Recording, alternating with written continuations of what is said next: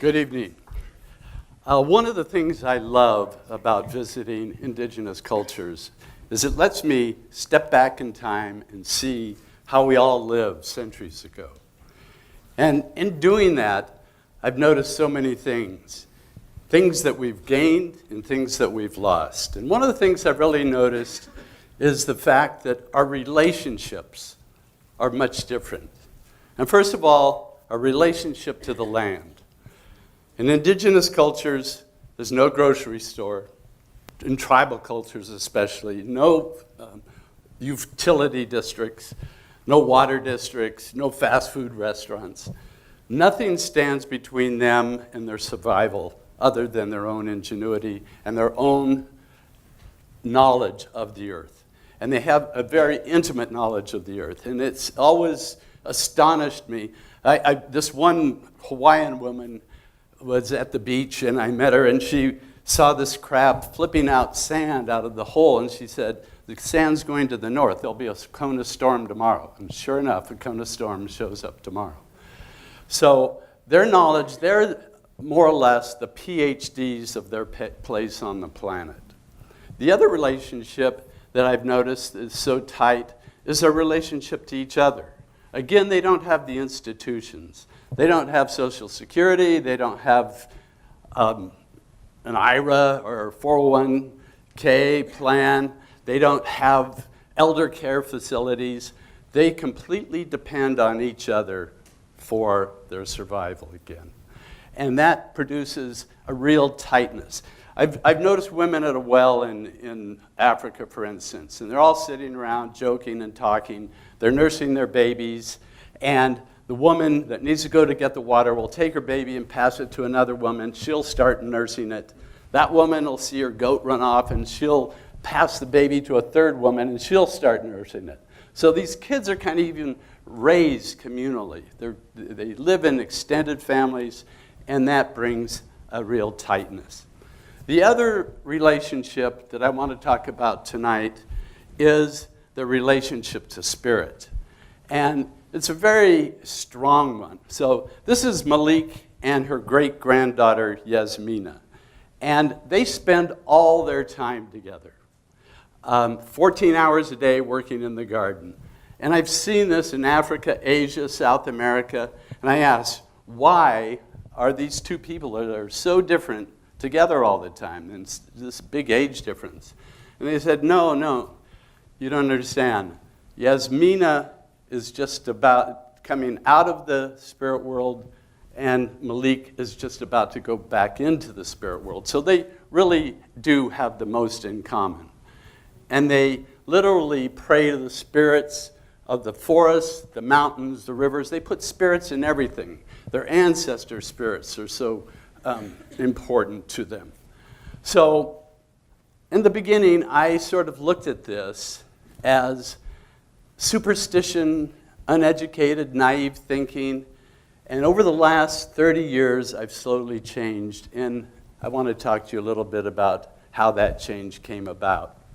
So about 25 years ago, I was doing a project in Tibet on the human rights issue there.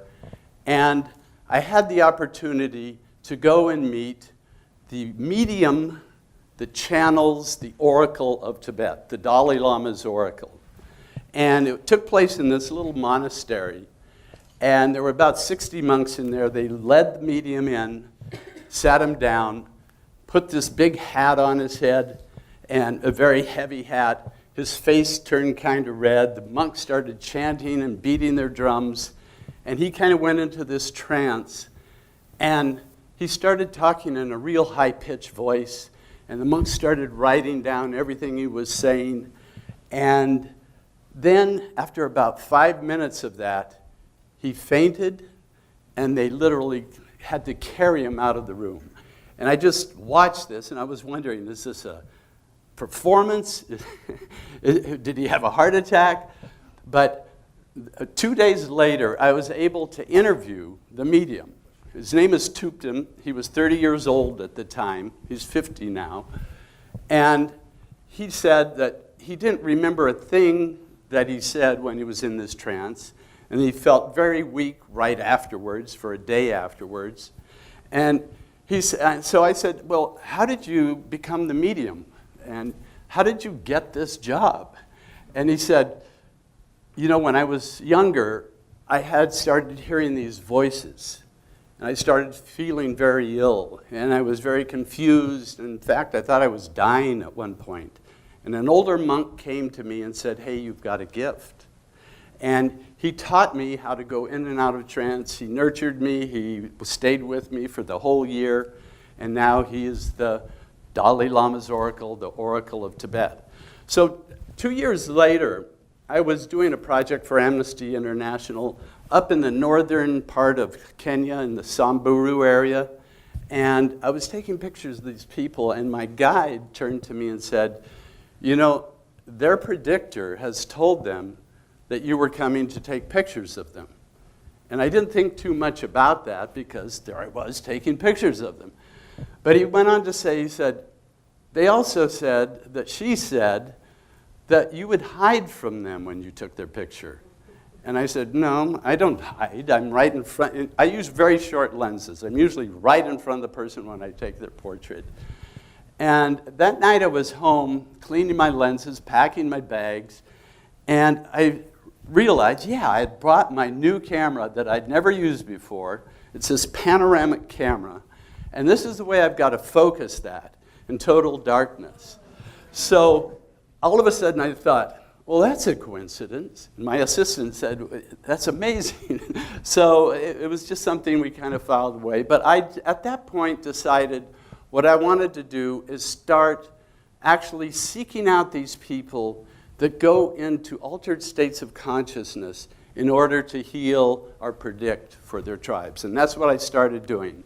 And so, by the way, here is the woman that was the predictor. And I did take her picture with the panoramic camera. Her name is Sekulin. She's 37 years old, or was at the time, 5 kids. And she had the very same story as the medium of the Dalai Lama. When she was 12 years old, she started having visual hallucinations. She started feeling sick and dizzy. And her grandmother came and said, you know, you've got a talent. And she nurtured her through it. So I literally went around the world and doing my human rights work and started finding these shamans. And the way I would find them, they never introduced themselves as shaman. You would never know who they were unless you asked the community members, who's the healer here, who goes into trance, and they would tell me and lead me to the person. So this is Namid. She's a Mongolian shaman. I'll just show you some of the 40 I interviewed. This is Morgan Yazi. He's a Navajo medicine man. This is Linza. She's a shaman in Siberia, eastern Siberia. Mingatui, a shaman in the Rawani tribe in Ecuador, in the Amazon in Ecuador. And one of the last shaman I interviewed was right on the Pakistan-Afghan border. There's a group of animists there called the Kalash. And there's only 3,000 of them left. And they're surrounded by Islam. And they hold on to their animistic beliefs. And they're very interesting looking. They're blonde-haired, blue-eyed. They say they're the remnants of Alexander the Great's army. And they're very fun-loving. They make their own wine. But I went there because I was told that there was a 6-year-old boy that was being initiated to be a shaman, and I wanted to see him. So, because everybody I had interviewed up to that point had been a shaman for years, so I wanted to find somebody in that process of initiation. So when I got there, I found, no, he wasn't 6 years old. He was a 60-year-old goat herder up in the mountains. So that's the shaman rumor mill.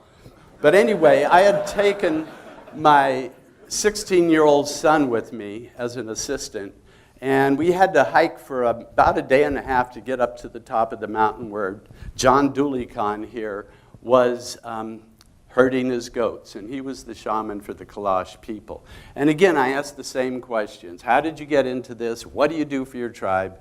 He had the same story of hallucinations, being mentored by an older shaman. And the shaman in different cultures induce their trance in different ways. By the way, shamanism is a universal practice. It's the world's oldest spiritual practice. And there's a lot of common denominators. But the way they go into trance can differ. In Mongolia, they beat a drum next to their ear. In South America, they take psychoactive plants like ayahuasca. In Pakistan, they did something that was quite unique. They burn juniper branches. They slaughter an animal, pour the blood over the burning branches, and then the shaman inhales the smoke to go into trance. And so here I'm trying to talk him out of doing a ceremony for me because I don't want him to kill one of his animals. And he said, no, I have to do it. My spirits are telling me I have to do it. You've come so far. So the next morning, his son started the fire, started burning the juniper branches, and he started praying to the mountain spirits, the spirits of the forest. And they slaughtered the animal, and he started inhaling the smoke, and then he went into trance. And he stayed into trance for about 5 or 10 minutes. And when he came out, he was very silent. He hardly said anything. And he was very talkative before he went into trance, and I thought, well, this is kind of strange. And I asked one of his sons through my interpreter, what happened to him? What did he say? Did he see anything? And the son just said, the only thing he said is, your journey is going to be extremely difficult, but you're going to be safe. And that's all he said. So the next day, my son and I took off. We left his campment and walked down the mountain and headed up further into the Hindu Kush mountains. And we were out in the middle of nowhere. We had a Jeep, and my son started getting sick. And he evidently picked up a bug in the water around John Dulikan's camp.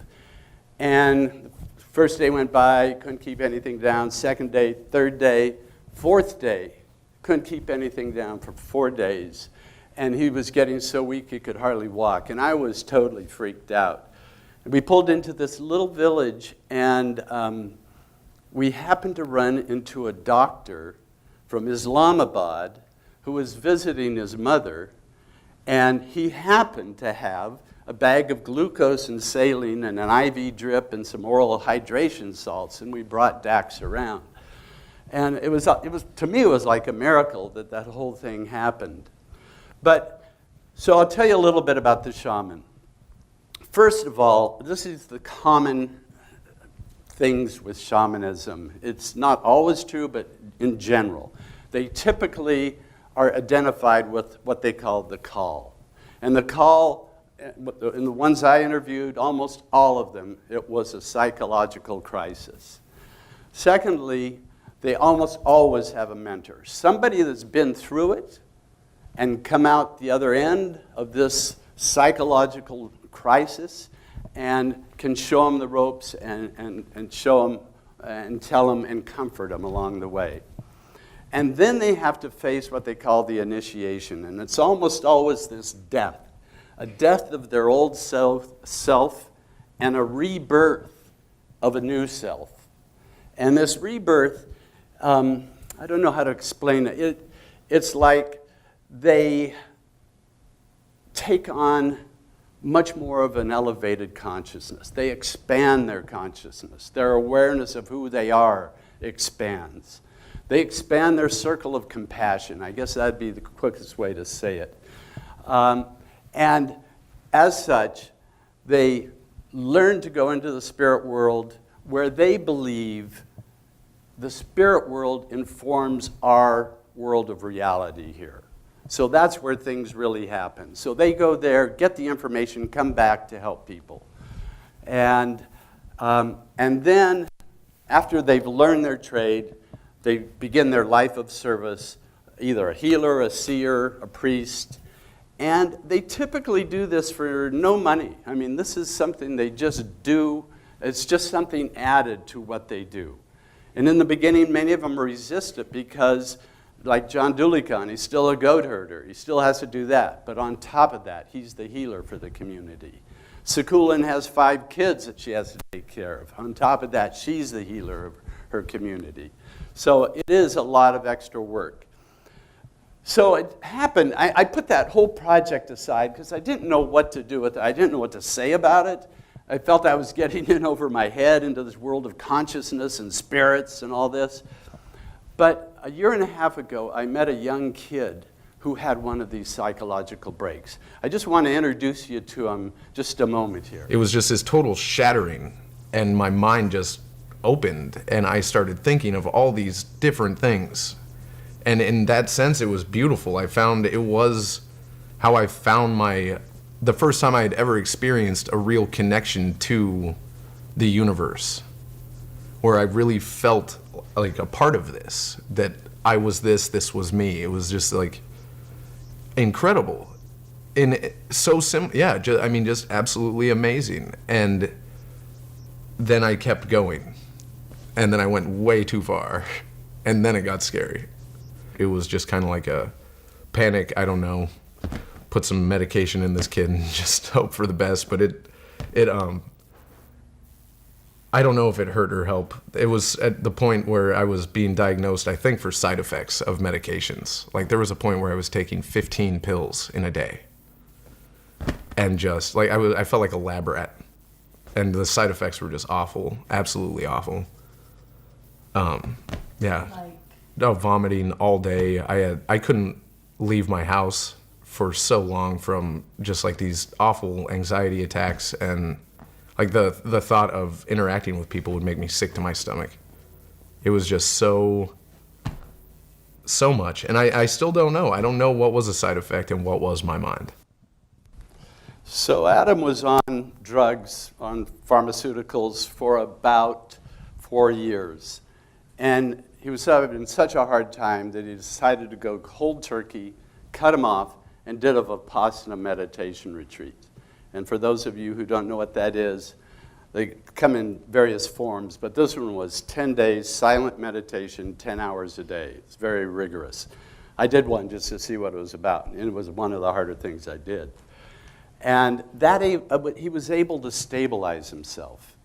And he got a job at Whole Foods Market, which he hadn't been able to do before.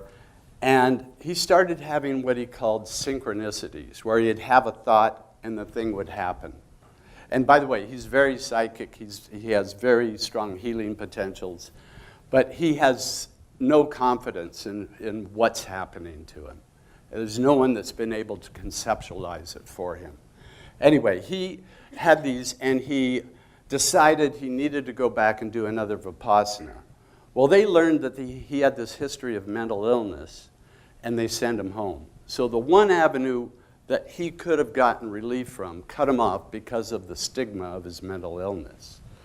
So Adam isn't alone in this, by the way. In having bipolar, schizophrenia, depression, any of these heavy psychological episodes. Here's some statistics from the National Institute of Mental Health. 1 in 5 of us will suffer a psychological crisis in our lifetime. And by the way, that's a rising figure right now. The other thing is 1 in 20 will become disabled because of it. And another interesting fact about this phenomena is 50% happens before the age of 14. By the way, most of the shaman, it happened either in their adolescence or in their teenage years. 75% before the age of 24. So it's more or less a phenomena of young people. So here's the difference in cultures that I notice. The shaman's advantage. 1, they have a cultural context. The physiological crisis, although it's difficult, it's believed to be, they put it in a positive light. It's something the person's going to come out of and be stronger in the end and have more abilities in the end. The other thing that's a big advantage is it's not stigmatized. I mean, if you have the stamp of mental illness on your forehead or on your dossier or whatever, you're not going to get a job. It's not like having diabetes or even cancer. It's one of the most stigmatized things that can happen to the person in our culture. And especially if some kid is having these visions, and he's not knowing what's happening to him, and the doctor comes and says, you're broken, and you are this. You can imagine how that adds to the problem. So the other thing they have an advantage of, they have a mentor. They have somebody that's been through this process that can take and hold their hand and say, listen, I know what this is all about, and this is how you manage it. And the third thing that's a huge advantage is they have a community that buys into what they've gone through. And not only that, they have an outlet for their talents. And many of these people have specific talents that the normal person doesn't have. So that's what is an advantage if you're in one of these indigenous communities.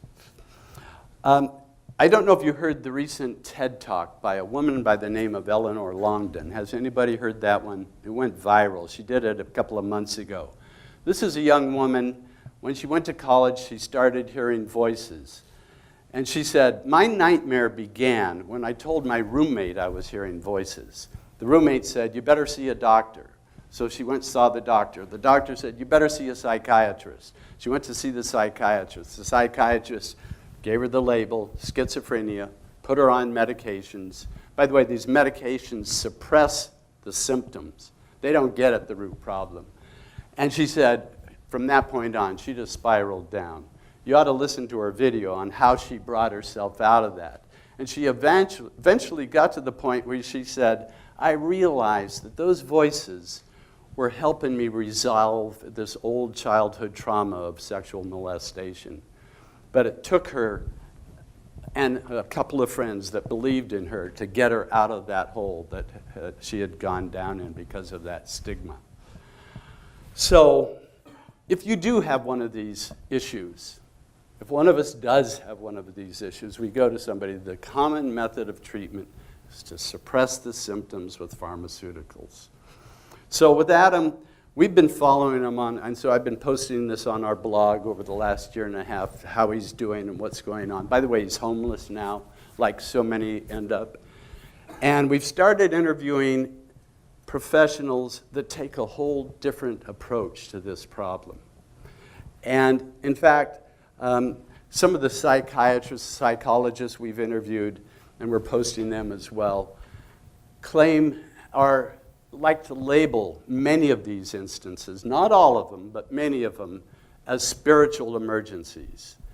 And they believe, just like I do now, if you hold these people, if you don't stigmatize them, if you don't scare them with a label and tell them they're broken, and if you give them a place of support, that the psyche itself is self-healing, it will take them and it will eventually work out whatever is going on with them, and they'll typically come out at a higher level of awareness and consciousness that they went into the problem in the first place.